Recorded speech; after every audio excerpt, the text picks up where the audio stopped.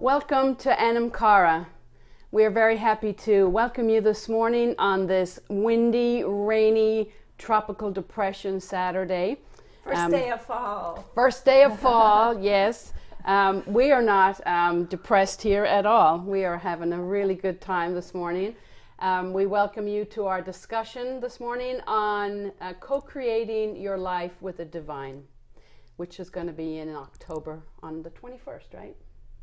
So Anam Cara Collective is a group of kindred spirits that come together once a month to share our life's journey, share our gifts and our talents with each other. And we are open to anyone.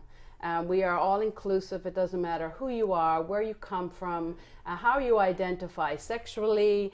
It doesn't matter what your religion is. It doesn't even matter what your politics are. You are welcome here. We are an open collective, and we have a lot of fun. We learn from each other. Do you have anything else to say about Anam Cara? I think it's it's a diverse group. I think that we're very accepting of all people. Everyone is welcome, as you've already said. And it's just really a great place to get together with community and make new friends. And we always eat well, and it's just an amazing experience every time. It is. Do you have anything to say on that, Karen? Well, we're definitely kindred spirits. It seems everybody that comes says, I want to come back. Let me know about your next event. So it's a very welcoming community and very enlightening every single time. Mm-hmm. Yeah, it's really, what I love about it is how much we learn about different people's journeys. Yeah. Like tomorrow, we're having Steve Weiss come, and he's going to give a personal concert about his spiritual journey, and he wrote all these songs, so he's going to sing them to us, and we're going to learn about his life and his journey to enlightenment, and I'm really looking forward to that. Yeah. So all are welcome. And if you want to learn more about us, you can email us at anamcaracollective13@gmail.com, or you can subscribe to our YouTube channel, and then you'll get all the updates. You'll learn about all the video casts and everything that's coming up, and you'll stay plugged get on in. the mailing list too. You can get on the mailing list. That's right. We do have a newsletter that goes out once every couple of weeks, and yeah, you can get on that.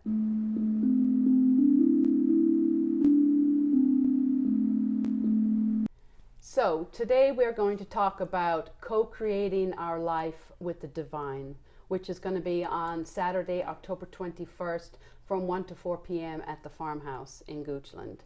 And my name is Mac. Karen. Asa Grace.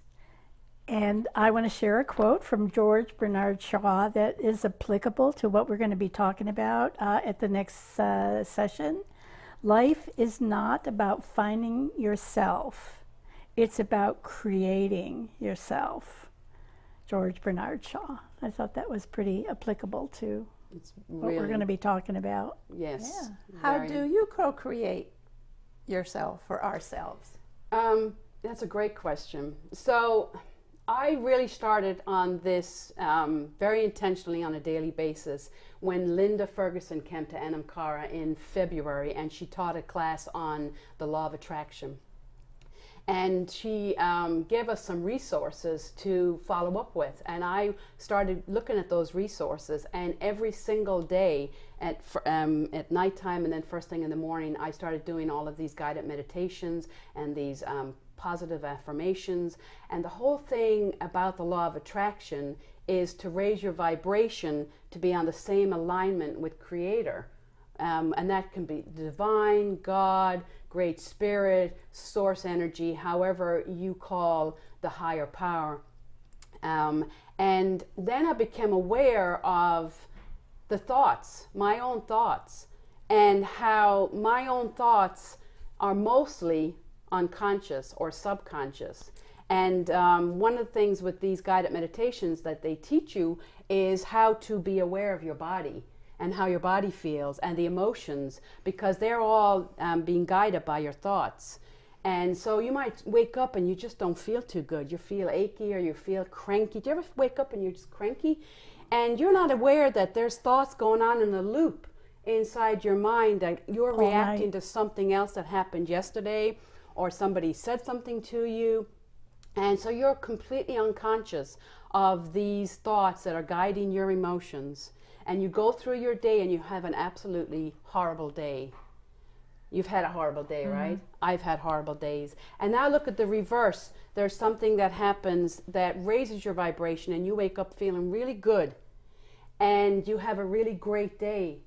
And why is that? Why are now you're having a really great day? What thoughts were guiding that? And when you are consciously, so of all the guided meditations and the podcasts I've listened to and the books I've read, they all talk about how 90% of what we are thinking is unconscious. And that most people don't realize that we are creating our reality every moment of every day. And when you are unconscious, you're just in default mode. You're just responding to everything that's going on around you, and you're in this loop. Well, I'm in a loop. I think we all are. I was in this constant loop. And until I started really thinking about my thoughts and then realizing what I'm feeling, I'm like, all right, what am I thinking right now, Mac?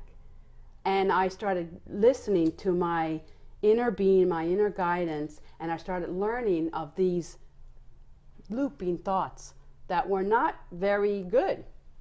So the biggest thing so I'm doing these positive affirmations, right? I am magnificent. I am all powerful. I am abundant. I am beautiful. I am creative.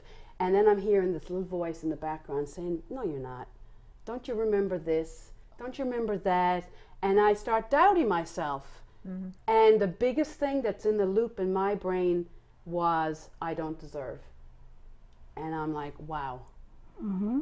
And that was a big aha for me. And then you start looking at that message and you start correcting that message and saying, you are deserving. We are all deserving of the life that we want. We can all create the life that we want. All we have to do is check our thoughts. And I think, too, we have to be accepting of the life that we have instead of kind of resisting it. So I find co-creating is just going with the flow and not putting negative connotations on things that happen that you don't want. Yes. And just being accepting and not resisting it. Yeah, that was one of the biggest visualizations that I got from Abraham Hicks, and Linda was the one that mentioned Abraham Hicks, and that's a guided group of, I guess, spirits that Esther Hicks channels. And so Abraham talks about the going with the flow and being in the flow of creation. And when you're in the flow, you are in alignment with all that's coming to you from source, from creator, from the divine. So everything all the thoughts that you have, whether negative or positive, they all have a purpose. So your negative thoughts are what create contrast in your life that help you to learn what you want. So without the negative experience, you're not going to know, well, I don't want that, I want this.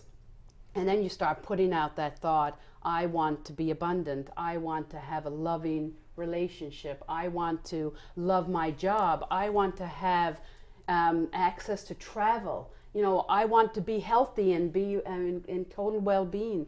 All of those thoughts, and then how do you go about staying in that flow so you can stay in alignment, your vibration in alignment with the vibration of the law of attraction, which is bringing it to you.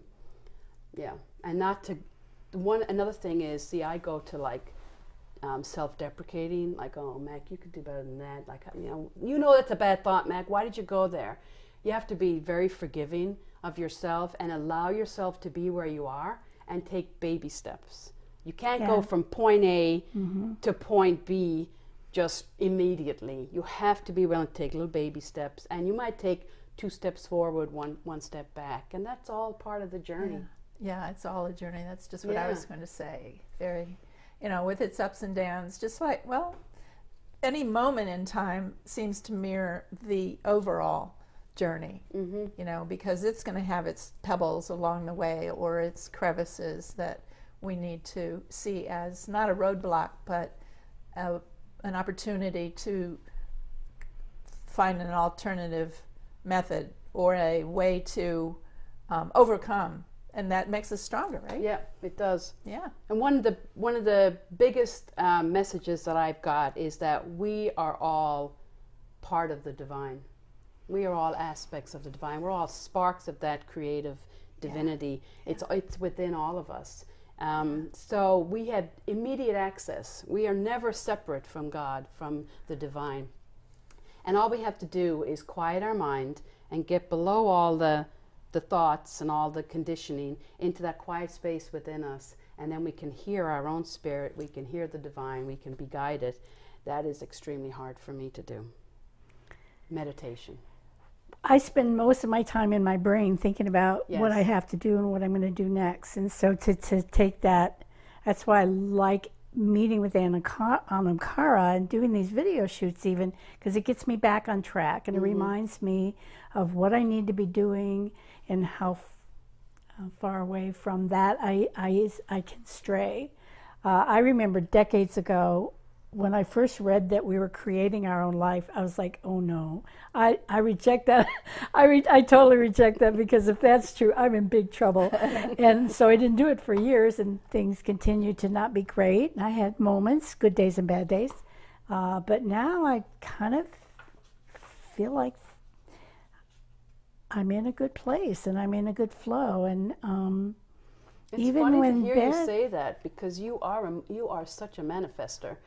And you have created this whole other career for yourself, and you've done it. It seems to have come easy for you, even though I know it's hard work, but you have just done this and done that, and you've allowed the flow, and you've connected with your passion, and you followed the passion. And yeah, and I'm 75 years old, and I am so hungry to learn more about what I'm doing and how I can help people. And I'm just amazed at how wonderful it is. Wow. Yeah. Yeah. And something that I find that's fascinating, and you probably would be identifying with this, as we go along and we are able to navigate and co-create with the divine, what our pathway really, what we see our pathway as, these little synchronicities start popping in. And it's like, oh, that makes sense. Oh, that's why that, I mean, something that you don't expect, it just happens, and it validates the path that I'm on. That's just been feeling wonderful with me lately also. Yeah, synchronicities are you're in the flow, and that all of these things that are happening, that's the law of attraction, is given to you. It's giving you what you're asking for, because you're in the flow. You're not blocking it. You're not resisting it, as you said. Karen's a queen of synchronicity and animal messages. I'm like, I'm so jealous. I want to be like her. But then it's better to just be like me, right? Yeah. That's another thing. Accept yourself for who you are, where you are, and then just start making changes if you want to make changes. Because sometimes you are just exactly where you want to be. We're always where we need to be on our journey, but sometimes that place is like, okay, I can hang out here for a while. I like when I'm in those places. And then there's times when you're like, okay, my life needs change. Like my daughter just told me the other day that she's ready to totally change her life. Move out of New York, totally change her career. And she was a little scared. And I said to her, how exciting. Yes. You are now getting to create this next step in your journey. And I mean, really, there's no limit. Go for it. And she said, oh, thanks, Mom. I didn't think of it like that. Because we think we have to have all the answers. No, just start looking and see where you're guided. Yeah. It's a leap of faith, trusting that the parachute will open. Oh, boy, I love it. And then being excited. So a very difficult thing for me is to drop into the emotions of what I'm trying to manifest, to be able to feel it right now when it's not here. It's not here in my life right now. How do I feel it in my life right now? And visualizing is a huge part of that. You visualize it and you put yourself in there, and then you begin to feel it. And then your body and your brain both think it's happening right now. And it's a reality, and then that opens up, it stops resistance, and it opens up all of the flow that's coming to you. So visualizations, and then being able to feel it fully. And children do this amazingly. Naturally. They just have this gift to visualize, and they're in that moment, and they're playing, and they're creating, and they are creating this whole world, and they've got dialogue, and they've got this, and it's amazing. And to them, it's real. It's happening right now. And to tap into that ability to create in yourself and visualize is huge. And that's one thing about you. In talking about this, you exude that childish, childlike Yeah. excitement about where you are on your journey and in the moment. And I love it. I love it. Thank you. It is exciting. It is. And I remember when Denise was talking to us about finding that thing we're supposed to be doing, is she learned to calm herself down, trust her intuition. That's right. See, when I'm up in my head, I got no intuition. Right. But when I just relax, even my shoulders, I got people doing this, then my intuition kicks in, and I get understandings that I don't have when I'm all up in my head and thinking I have to do this and I have to do that. And it's a great place to be. It really is. And when you can quiet that, your mind, and go into that place, and you don't have to be sitting in the lotus position with candles lit and go on. I mean, Denise said she did it out in nature. She'd be out walking in nature, and that's when she was able to drop into that sacred space. As she was walking, it's a walking meditation. Well, it's a forest bathing. That's what the Japanese call it. When you go out into nature and you're bathed in just that vibration of, because the vibration of nature is the vibration of Creator. Yeah. You know, and you connect to that within yourself. That's amazing. I mean, if I just drive by trees, I feel it. Yeah, for me, the hardest thing is sitting and just, okay, Monica, think. Don't think. Right. That's it. Don't think. I wonder why it's called mindfulness when it's mindlessness. It's trying not to think and just listen. Listen from the heart rather than the brain. Right. The Japanese call it no mind, Bushido. They say it's no mind. You get out of your mind. Yeah. And it's just a practice. It's a daily practice, or however you're in your car and you can just drop into that space, just so long as you don't go into automatic pilot. Don't close your eyes. Don't close your eyes. Yeah. So that's all. We're going to explore all of that. It sounds wonderful. And we'll do some guided meditations, so that to connect to that inner being, to drop out of the mind. And then we'll just have some exercises, and then we'll just talk, and it'll be so really there'll be good. some sharing for people who absolutely. People who just want to listen can listen, and people who want to process out loud. Yep. And inspire others with their experiences. It's going to be great. It's not going to be psychological. I'm not going to be giving you brain terminology or physiology terminology. This is all from the spiritual, vibrational energy. Okay. But I will give you sources on how to learn that. Yeah, I think that having a good list of sources would be awesome. Yeah. Yes.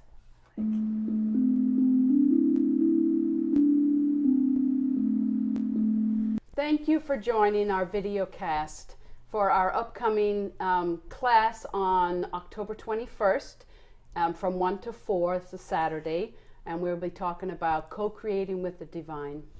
And then in November, on November the 11th, we're having a Dreamer's Circle where Lynn Jenkins, who is trained in the Lakota Turtle Woman Dreamer's Circle, is going to come and guide us through a sharing of dreams and interpretation of dreams. December 16th. Right. What's going to happen December 16th? Jonah Marsh will be here. He's a Qigong master. He will be coming to help us understand the lesson of the 5 elements and how to transition from fall to winter. And the winter solstice, we will walk the labyrinth, or either walk on the land or the finger labyrinths, and feast afterwards as usual. Yes, all of our gatherings end with feasting. We get together and we break bread together, and that really creates a wonderful bond in our community. So the address is on the screen. So just reach out to us and let us know if you'd like to be added to our newsletter. And then, of course, subscribe to our channel for program updates. Thank you very much. And let's end with our toast. Yes. Sláinte. Sláinte. which means to your health.